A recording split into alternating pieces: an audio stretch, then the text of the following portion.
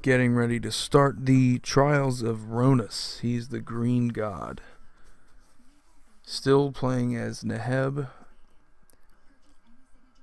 I just finished the one for Tefnet, but unfortunately it was too much trouble because I believe it was the second trial that was confusing as hell to me for some reason. Because usually when you have the mill type of decks, you try to mill your opponents out, but the cards that they give you, it wasn't like a game or anything. It was like a little puzzle, which is kind of cool, but I don't know. It didn't take that long, and I would rather just have a much longer video. So why not just play a full out game here?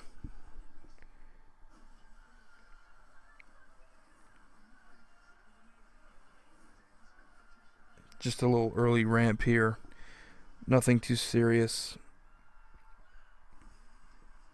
Don't really see any of the good cards in standard.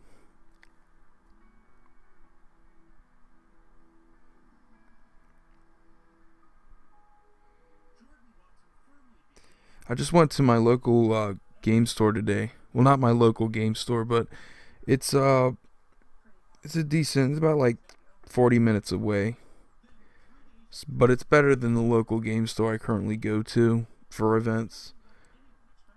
So basically, this game store I go to, it the guy there, he basically helps me find cards I need, and he accepts trade value from any cards that I bring to him, regardless of where they see play. They can be played all over, eternal formats, modern, standard, and I get a decent value for it. I get at least like 50% of the value, I would say. And that's a good thing because it's very difficult to just, if you're not a seller, a retailer, or anything like that, you have to find a way to get rid of a lot of these cards before they just absolutely tank in value after standard rotation. And it really helps when you have an LGS that will just take your cards away from you, uh, for at least half the price. It definitely helps. It saves room. Uh, I get money.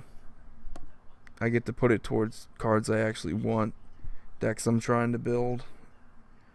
And this guy's really freaking awesome. I'm starting to go there like every single weekend with a friend of mine, and it's been well worth it. I've been getting a lot of good cards, and uh, this guy's actually helping me get like a mana drain because I do have an Izami Wizard tribal deck. Try to get that optimized. It's what I like doing with commander decks. I just like putting a whole lot of effort into it. Really makes you feel like you've accomplished something when you can sit back and look at your deck and it's worth thousands of dollars, and you started from like a really small price point, especially monocolor decks. Literally every land just being a basic island. You can just get all these expensive snow covered islands. So they're not expensive, they're just difficult to find. That's been the hardest part about the deck so far. You can get them on TCG Player. Just the only problem is you have to use like multiple different vendors, and I hate doing that. I hate having uh, multiple different items come in the mail from different addresses. Just because I have the fear that the more that comes to me in the mail, the more likely it is for any of those cards to get lost or sent to one of my neighbors who I just fucking hate. So the fewer vendors that I actually buy from, the better, especially when it comes from TCG Player. Yeah, you can spend a lot of money without even realizing it, especially with the fact that a lot of these cards, they're not worth too much over $1, but you'll see, like Channel Fireball, they just stretch it just because they want to make a profit, and it's not worth it to them to ship cards that are under $1, and I get that.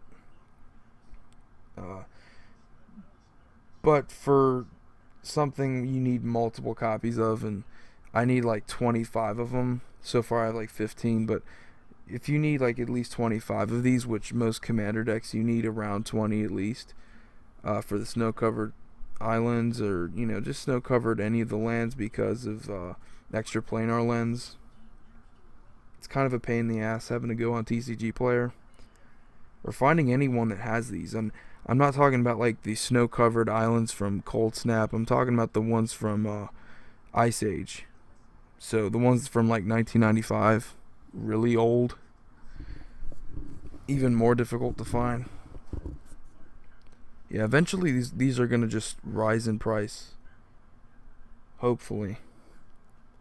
But anyway, the rest of my deck is pretty powerful. I just got a Grim Monolith from the same guy at his game store I go to now. He got me a Grim Monolith, Glenelendra, Archmage. Also got a Mana Vault. I needed one of those for the deck. But anyway, I mean, I've been able to get a lot of cards that I usually am not comfortable with just paying for.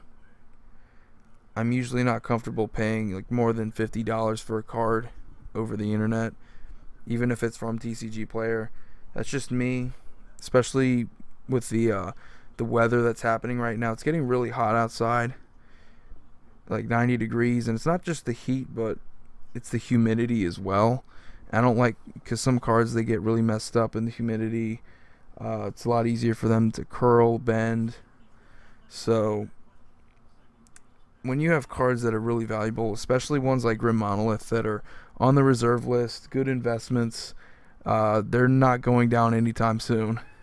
Like, I don't think there's anything that can make that price go down. Just like anything else on the reserve list. You don't want cards like that getting damaged.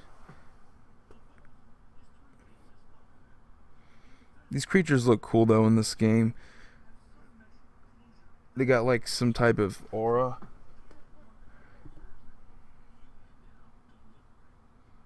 I know like they can't. They sort of have like the Kira glass spinner effect.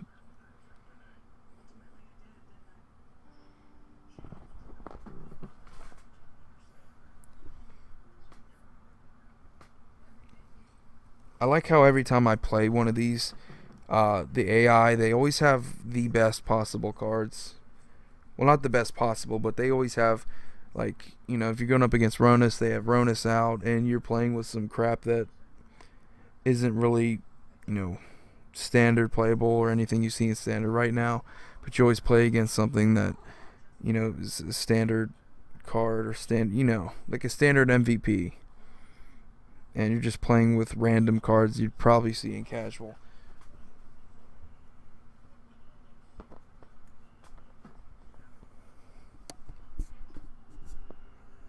I like how I'm getting tokens now.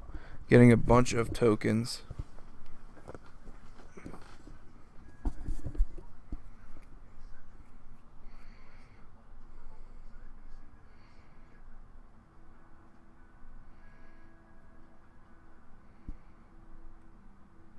But yeah, anyway, my commander deck right now is looking pretty good. I might have to do a deck review in the future depending on how this channel goes. I still haven't put a lot of time into this channel.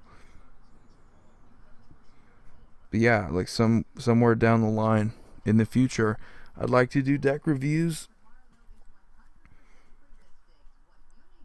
especially commander deck reviews.